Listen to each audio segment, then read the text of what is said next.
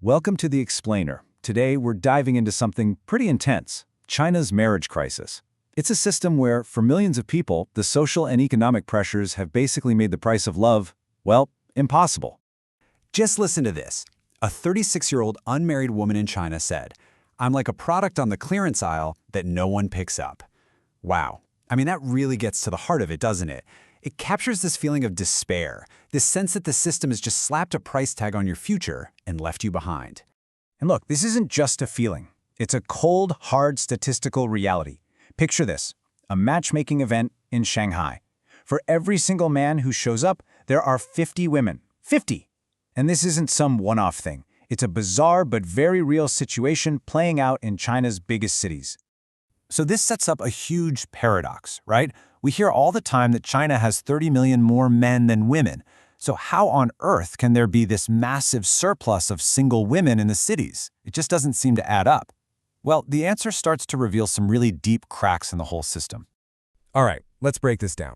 It really all starts with what you could call the price of admission. That one thing you absolutely must have to even get a ticket into the marriage market. And what is that ticket? Well, it's an unspoken rule, but it's one that completely dominates modern Chinese courtship: no house, no marriage. Seriously, it's not just a preference, it'd be nice if, no. For so many, it's a hard and fast rule. It turns romance into this high-stakes economic game before it even has a chance to start. The financial pressure is just immense. And it's not just the house. The wedding itself can cost, on average, 400,000 yuan in a big city. To put that in perspective, that's over 50,000 US dollars. And get this, that massive bill, it falls almost entirely on the groom and his family.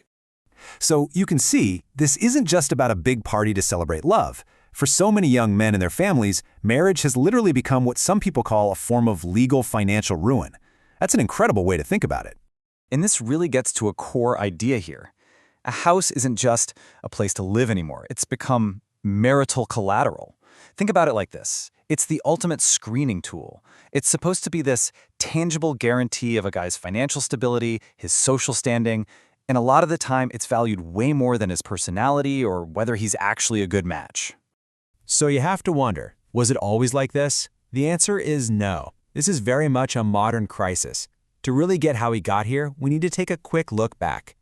Now, you might think this is some ancient, thousand-year-old tradition, right? This intense pressure on a guy to own a home before he gets married. But it's not. Not at all. It's actually a really new thing, a sort of fatal twist in China's recent history. The history here is absolutely key. Okay, so traditionally, it was the whole family, the clan, that provided housing. Easy enough. Then, during the socialist era, the state just gave you a place to live through your job. Marriage was super easy, super low cost. But then came the reform era. The state basically said, we're out, and housing was privatized. And what you get is this toxic collision. You've got a crazy, hyper-capitalist property market on one side, and this old, lingering patriarchal idea that the man alone has to provide the home on the other. It's a perfect storm.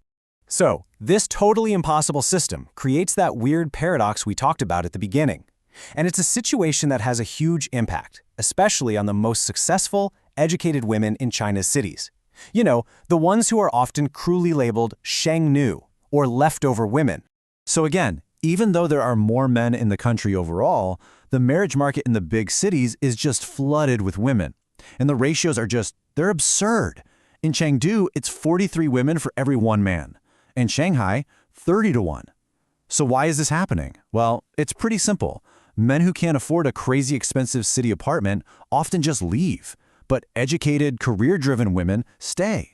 And matchmaking consultants talk about this all the time. They'll have a woman come in who says, "Oh, I don't have any special conditions." But then, when you dig a little deeper, this huge list of requirements comes out. A house and a car, that's just the starting point. Then it's strict rules about his height, his income, what he looks like, even what kind of job he has. This quote from a 32-year-old lawyer just nails the dilemma. She says, "My income is 30,000 yuan a month. How can I marry someone who only earns a few thousand?" And you see the problem, right?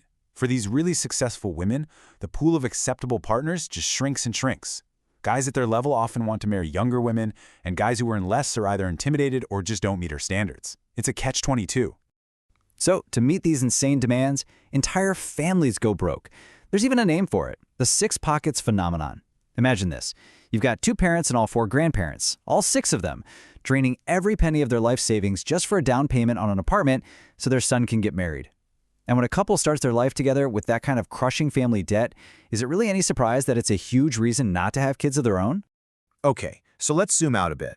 Because a system like this doesn't just affect individuals, it has profound consequences for the entire country, and it's leading to a future that looks, well, increasingly divided.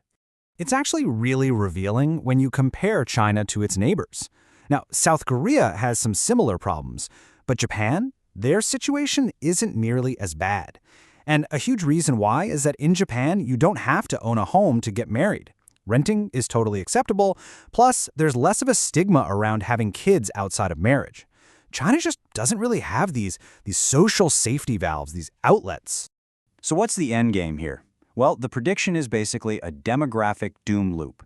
The marriage market gets totally polarized. You end up creating this huge permanent class of unmarried men.